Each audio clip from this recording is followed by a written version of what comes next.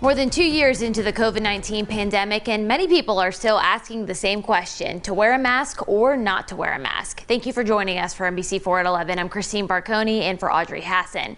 Yesterday, Columbus and Franklin County Public Health lifted the indoor mask advisory issued in July, now that case numbers are starting to decline.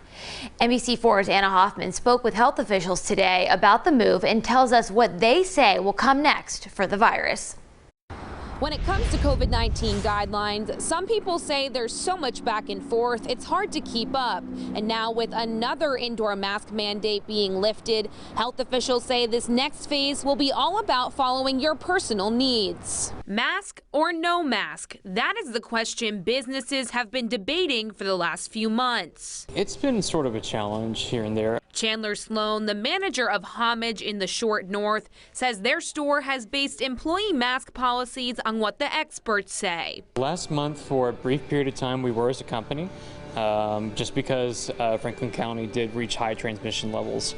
And once the CDC updated guidelines, then we followed suit. Down the street, Millie Pearson, the manager of Farah, says their employees were not required to wear masks in July. It's all based on choice. She says she decides whether or not to wear a mask based upon her own comfort level and those around her. I'll throw one on to make another customer feel comfortable, but it's just based on whoever walks in. Ohio Health infectious disease specialist Dr. Joseph Castaldo says he supports the health department's decision to end the indoor mask advisory. Our professionals here in public health in Franklin County, their job is to protect us and to advise us.